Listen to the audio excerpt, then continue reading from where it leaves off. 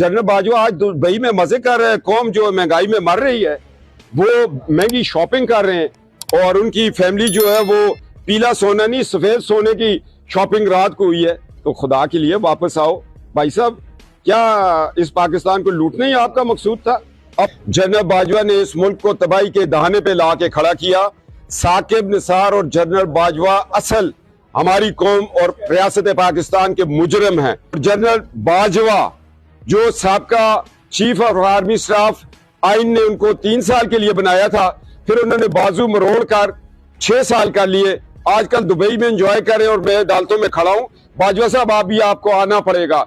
आप retired general है और मैं रिटायर्ड कैप्टन हूं, फर्क कोई भी नहीं है। अब दोनों रिटायरमेंट की लिस्ट पे लाइन में खड़े हैं। आप इस मुकदमे में पेश होंगे कि आपने क्यों फैज हमीद को दबाव में रखा और उसने मुसद्दक अब्बासी को रखा और उसने आगे होम सेक्रेटरी को रखा और ये FIR हुई। अगर बाजवा जो साबका चीफ ऑफ आर्मी स्टाफ, आइन ने उनको 3 साल के लिए बनाया था, फिर उन्होंने बाजू मरोड़ कर 6 साल कर लिए। आजकल दुबई में एंजॉय करें और मैं अदालतों में खड़ा हूं। बाजवा साहब आप भी आपको आना पड़ेगा। आप रिटायर्ड जनरल है और मैं रिटायर्ड कैप्टन हूं, फर्क कोई भी नहीं है। अब दोनों रिटायरमेंट की लिस्ट पे लाइन में खड़े हैं। आप इस मुकदमे में पेश होंगे कि आपने क्यों फैज हमीद को दबाव में रखा और उसने मुसद्दक अब्बासी को रखा और उसने आगे होम सेक्रेटरी को रखा और ये FIR हुई। अगर पाकिस्तान में अपने मुकदमों को इस तरह कोई उनका पीछा करेगा, उनके ऊपर कोई नज़र रखेगा, तो फिर किसी की जरूरत नहीं होगी ग्रेड 22 की किसी अफसर की कि वो खुदा बन के बैठे। ये आइन और आइन पाकिस्तान की तौहीन हुई है इस मुकदमे में। ये ज़रूरी नहीं होता कि एक जर्नल आए और वो कहे मेरे अजीज़ हम वतनों मैंने आइन को सस्पेंड कर दिया है और मैंने मार्शल लॉ लगा दिया है। जनरल बाजवा साहब ये मेरा केस साबित करेगा। आपने आइन को बाहर रखते हुए पसे पर्दा आइन की धज्जियाँ बखेरी हैं। ये अदालत में आप ही आएंगे, मैं अपना केस खुद लड़ रहा हूँ और मेरी जो वकला की टीम है वो मुआवनत कर रहे हैं, सुबह शाम इस केस की तैयारी कर रहे हैं। मगर मैं ये सोच रहा हूँ कि मैं जुर्रत के साथ खुद इस केस में पेश होऊंगा। मैं सलाम पेश करता हूँ फराद अली शाह साहब और उनके चैम्बर को कि जितनी जुर्रत के साथ वो केस मुझे उन्होंने तैयार करके दिया। चूँकि मैं भी एक छोटा सा स्टूडेंट हूँ लॉ का, कहीं जस्टिस रमदे और आमिर रज़ा मरहूम से पढ़ता रहा हूँ। जस्टिस रमदे मुझे CRPC पढ़ाते थे, तो मैं अपना केस अब खुद कर रहा हूँ। तो अभी मीडिया का कोई सवाल है तो मैं उससे पूछ लें।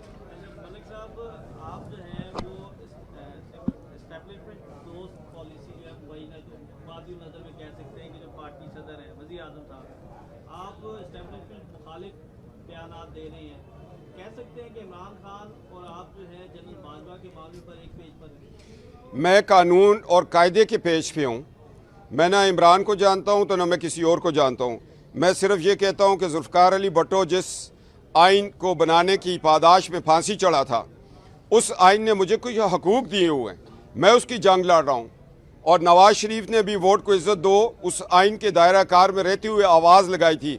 इमरान खान को जब एक्सटेंशन देनी थी उस वक्त सोचना था कि मैं क्या करूं। 2018 का इलेक्शन बाजवा के साथ मिल के चोरी किया, उस वक्त बाजवा के ख़िलाफ़ बात करनी थी।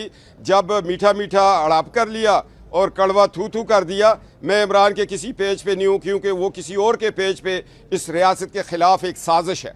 माइनस का फार्मूला जो है वो पाकिस्तान में जुल्फ़िकार भुट्टो को माइनस किया, नवाज शरीफ को माइनस किया, बेनज़ीर भुट्टो को माइनस किया, अब इमरान खान को माइनस कर रहे हैं। क्या कहते हैं? मैं तो कहता हूँ हर उस शख्स को माइनस होना पड़ेगा जिसको अवाम की वोट की ताकत हासिल ना हो। एक बात, हर उस शख्स को वोट को इज़्ज़त दो के बयानिए का मतन ही ये है कि वोट की इज़्ज़त बहाल हो, वोट की ताकत से लोग आएँ, वोट की ताकत से जाएँ। ये नहीं है कि जन्नत ज़िया उठा के फांसी दे दें, जुल्फ़िकार अली भुट्टो को शहीद कर दें, बेनज़ीर साहबा को शहीद कर दिया जाए, लियाकत अली खान को शहीद कर दिया जाए, गुलाम हैदर वाइन को शहीद कर दिया जाए, नवाज शरीफ को जला वतन कर दिया जाए, डॉक्टर कदीर को नज़र पाबंद सलासल तो नहीं किया, नज़र बंद कर दिया जाए। मुहिब्बे वतन लोगों की अगर इज़्ज़त नहीं होगी तो फिर हमें मशरक़ी पाकिस्तान वाले स्थाने पे आंखें झुका के बात करनी पड़ेगी। आखिरी क्वेश्चन, क्या एस्टेब्लिशमेंट सियासत से बाहर होगी? या जनरल बाजवा ने कहा था कि हमने फैसला कर लिया कि अब सियासत में हमारी मदाखलत नहीं होगी? जनरल बाजवा ने इस मुल्क को तबाही के दहाने पे ला के खड़ा किया। साकिब निसार और जनरल बाजवा असल हमारी कौम और रियासत पाकिस्तान के मुजरम हैं। पानामा कैसे हुआ, साकिब निसार एंड कंपनी कहाँ से आई थी, JIT कैसे बन के मुजरम हैं, पानामा कैसे हुआ, साकिब निसार एंड कंपनी कहाँ से आई थी, JIT कैसे बनी, व्हाट्सएप पे जजों को कैसे किया गया, मानसरा का मशहूर मुकदमा जो एक कत्ल का मुकदमा था उसकी FIR जनरल फैज़ हमीद ने एजाज अफजल को दिखाई। एजाज अफजल का भाई उसमें मक्खन शाह को 10 लाख रुपया दे के मर्डर करवा रहा है और अपने सैनमे का कब्जा छुड़वा रहा है। ये हकायक से पर्दा नहीं उठेगा? ये उठना चाहिए कि वो शख्स कैसे सुप्रीम कोर्ट में पहुंचा था एजाज अफजल, क्यों उसने रात को फैसले पे सिर्फ साइन किया, फैसला कहीं और लिखा गया था, इसलिए कि वो फंसा हुआ था एक FIR में। ये अच्छा सर, ये बताइएगा सर, ये मैं मुदाखलत पे बात कर रहा हूँ। जब तक आइन की बालादस्ती होगी अवाम सड़कों पे आएंगे, आइन की बालादस्ती कायम है, जब नहीं होगी तो नज़र आ जाएगी। मुदाखलत तो उस वक्त हुई कि जब दोस्त धांधली के ज़रिए एक्सटेंशन ली गई। आज मुल्क मुश्किल में जा रहा है। असाक डार साहब वज़ीर आज़म पाकिस्तान, पूरी टीम इस दलदल से निकाल रही है। मुझे लोग कहते हैं महंगाई है, मैंने कहा जो 4 साल में तूफ़ान उठा है उसको कम करने के लिए कम से कम आप 1 साल तो दें। कम से कम रियासत बच गई है। ये तो श्रीलंका बनने जा रहा था। इमरान खान किसके एजेंडे पे? उसका तो ना इस पाकिस्तान के साथ ताल्लुक है ना कुछ है। वो लोग जो एडमी पाकिस्तान के खिलाफ साजिश कर रहे हैं उनका मोहरा इमरान खान है। अच्छा सर, ये बताइएगा कि जैसे कि आपने कहा है कि मुल्क जो है वो मुश्किल में है, इस टाइम जो है वो नवाज शरीफ जो है वो बाहर है, मुल्क को बचाने वो कब आ रहे हैं? पंजाब में जो है वो असम्बली में तहलील हो चुकी है और पंजाब में इलेक्शन होने जा रहा है। इस हवाले से कौन सहारा देगा, मतलब कौन आवाम के साथ खड़ा होगा? सबसे पहले तो मैं कहता हूं कि पानामा के मुजरमों को, उन जजेस को किसी कटेड़े में लाया जाए, पार्लियामेंट की एक कमेटी बने, साकिब निसार एंड कंपनी उसका जवाब दे कि भाई आपने कहाँ साजिश शुरू की। फैज़ हमीद का नाम ECL पे डाला जाए। जनरल बाजवा आज दुबई में मज़े कर रहे हैं, कौम जो महंगाई में मर रही है वो महंगी शॉपिंग कर रहे हैं और उनकी फैमिली जो है वो पीला सोना नहीं सफ़ेद सोने की शॉपिंग रात को हुई है। तो खुदा के लिए वापस आओ भाई साहब, क्या इस पाकिस्तान को लूटना ही आपका मकसूद था? अब आओ, अदालतों में आओ। साकिब निसार को जब तक किसी अदालती कटेड़े में नहीं लाते, पानामा पे कमीशन नहीं बनता। मैं एक बतौर वर्कर नवाज शरीफ साहब को हिदायत करूँगा, रिक्वेस्ट करूँगा कि खुदा के लिए इनको पहले मुजरमों को तो कहीं लेके आएँ। आप अटक किले चले जाएँ, जुल्फ़कार अली भट्टो फांसी चढ़ जाएँ, आप जुलावतनी काटें, फिर आके प्लेट में इनको सजा के पाकिस्तान दें। 105 का आप डॉलर छोड़ रहे हैं, अब 200 से ऊपर क्रॉस कर गया है। इनसे कोई पूछेगा या नहीं पूछेगा? साकिब निसार और बाजवा इस मुल्क की तबाही के और एक ब्रिगेडियर की माँ पर पूरा आइनी प्रोसेस ख़त्म करके, और एक वो शख्स जो सुपरसीडेड था, वो फौज में भी इस काबिल नहीं था कि उसको ब्रिगेड की कमांड दी जाए, उसको लाहौर का सेक्टर कमांडर लगाया और उसने इस पार्लियामेंट के मुअज़्ज़ज़ अरकान जो साबका और या सिटिंग हो उन पे बगावत के केसेस किए।